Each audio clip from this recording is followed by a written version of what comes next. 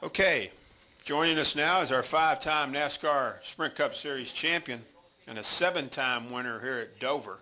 I was looking at your stats the other day here at Dover, and I just sat down after I looked at those. He won 4 out of the last 8 races here, led 54% of the laps during that period of time. But it's Jimmie Johnson. He drives the number 48 Lowe's Cobalt Tool Chevrolet for Hendrick Motorsports. He's our points leader. He's won 3 times on the season. And Jimmie, I know after you came out of New Hampshire with a strong showing there and got the points lead, and looking on the schedule, you saw Dover up ahead. That had to be a pretty good feeling for you. Yeah, we're definitely excited to be here at this racetrack. As you mentioned, the stats are very good for myself and this team here. It's a track that I enjoyed racing at from my very first lap here in an ASA car. So glad to be here. I'm very happy with the start that we've had of the season. Chicago went really well for us, and then obviously last weekend in Loudon to run second there was a strong showing as well. So things are working well. Clearly 8 more races to go, and we'll just keep working hard and see what we can do. And Jimmie, I'm going to ask the first question. What is it about Dover that you're able to really hone in on, and what about this racetrack has made you so successful here? I think out of all the oval tracks we race on, this one is most similar to my off-road background. The drop-off into the corner, the way that rubber lays down and you have to select a different line through the turn kind of reminds me of dirt racing. And then you've got to climb back up that hill and jump up onto the straightaway and then go do it again and again and again. So I think that's really where things work the best for me. Good deal. All right, let's start way in the back. David Newton, raise your hand, and we'll get you the mic, and then up here to Lee. Go ahead, David. Yeah, Jimmie, I've got 2 questions if I can. The first is nobody that's ever led the points after Dover has gone on to win the championship. You think that's just coincidence or anything to that at all? No, there's not much to it. I think the point in that is that it's a long season and a lot can happen, but you want every point you can get, and leading now is a great position to be in. I think any champion of the however many years of the chase would take leading out of Dover. And the other thing I wanted to ask, Kurt Busch just left here and was talking about making the chase next year with the Furniture Road Racing team. Do you think that team is capable, and do you think the chase in general just needs the Busch brothers in there? Well, I don't know enough about the 78 team to understand their equipment, the engineering staff, and what goes into it. In the past, and it could still be the case, but I know they had a relationship with Childress, and you'd have to think that whatever relationship they have is key in what type of information they get and what they can really afford to spend on that relationship is key. So we'll see. Time will tell. Kurt does an awesome job. I think he's shown again this year how talented he is, and we'll see. And as far as a Busch brother in the chase, again, I'm shocked that Kyle's not in, a lot like probably he is in the rest of the racing community. He's a definite threat week in and week out, and as Kurt finds his way back into highly competitive equipment, he'll be a factor as well. Okay, let's go to Lee and then to Jim.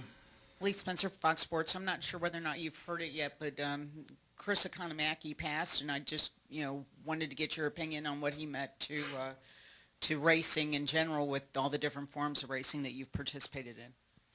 Yeah, I did see that this morning, and definitely sad news. At 91 years of age, he did so much for all of motorsports, and I think many generations of race fans, racers, and everybody in between has an Economaki moment and remembers hearing his voice, seeing him on television, maybe meeting him. Everything he's done for motorsports is.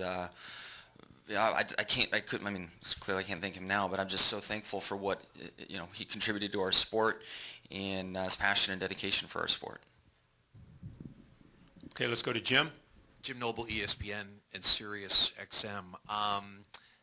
Little 2-parter here for you. First part, just if you were another chase driver, Kerry mentioned your record here, and if you were some guy sitting down and looking at your record at this track, would you be worried? Can you put yourself in their shoes and say, "Oh my goodness, we're coming to Dover and look at Jimmie Johnson here"? Yeah, I think we all look at other drivers and where they where they excel, and you know that you're going to have to deal with that team and driver. And last week was a good example of it. We all knew going in, based on the spring race, that Denny was going to be the car to beat at New Hampshire, and they did that. So, we all look through stats, and I'm not sure that a long history plays into things, but certainly a spring race is one that you pay attention to. And just follow up on a different topic. Dale Jr. was obviously not happy after really Chicago or New Hampshire, and he said he's been very hesitant to be vocal about the issues towards his team, his teammates. He doesn't want to be complaining all the time. Have you noticed anything in him? Have you given him any advice in how to go about expressing, your displeasure when times are tough and you feel things need to be done immediately? I'm not in the conversations that he and Steve have.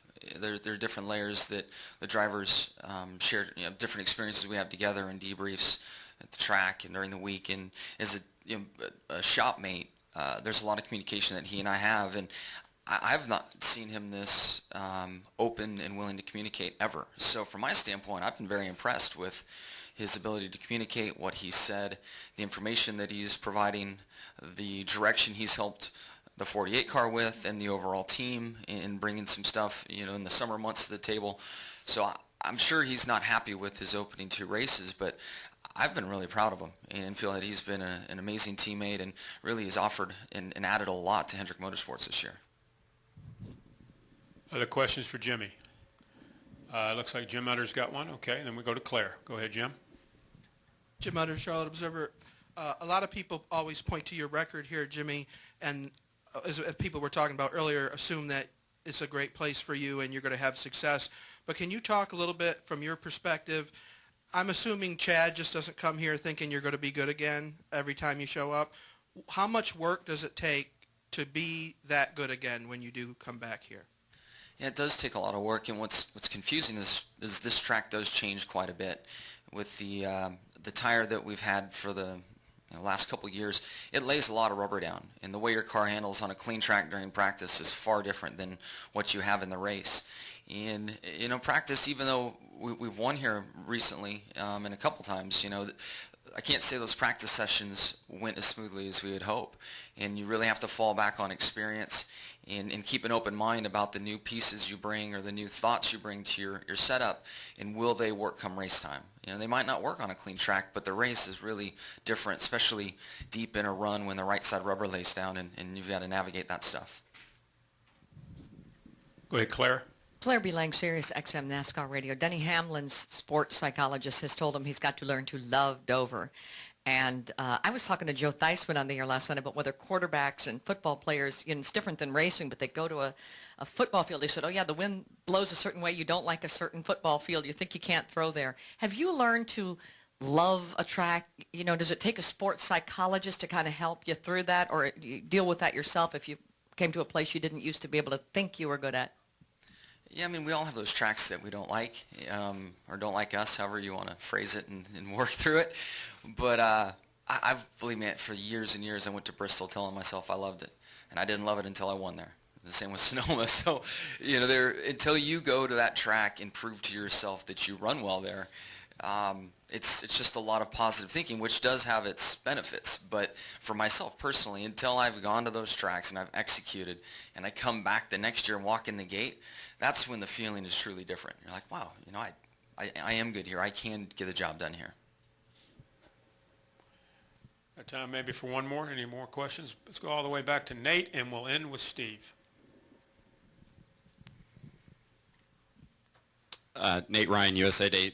Jimmy, besides meeting the Avid brothers, you were in New York this week, I assume. Was that like a planned trip, and is that just like a getaway when you go up there and spend a few days? Is it because of the proximity to this place, or is that kind of like a way that you kind of give yourself a diversion during the stress of the chase? It's really more driven by where we're racing. We have an apartment in the city, and try to get up there and enjoy it as often as we can, which really isn't much as the year rolls on. So the fact that we're racing up this direction between Loudon and Dover, and it worked out well for us to be up there and enjoy the city. And I had a great time at the Avett Brothers. It's cool to see some Concord guys or Charlotte guys have the success they do, and watch them in action. They put on a heck of a show. And, distractions like that are helpful. It helps keep my mind off of things. And, the other aspect that's been beneficial for me is, the training, getting ready for this next triathlon. I think that's been a good way to hit the sheets exhausted every night and make sure that I get the rest that I need to and my mind doesn't wander. So I'm learning a lot as the years go on, and how to, feel complete with the day, doing my job, staying focused on my job, and also having, some fun and balancing things out. So, concert's an example of it, and then also family time. And one nice thing about going to New York is that no one can track me down from the racing world, really, and I can separate, and have had some awesome days with Shani and Evie. Go ahead, Steve. Final question. Steve Richards of PRN. Something you might not want to think about, Talladega. You've won there, you've crashed there. What's it like to be in a wreck at Talladega? The sights and sounds, obviously, we'll never experience that. What goes through your mind, and what happens during a crash? For me at Talladega, when something happens, you start kind of evaluating the damage to your car. And if there's a couple small bumps along the way, your mind's thinking, okay, that's not too bad.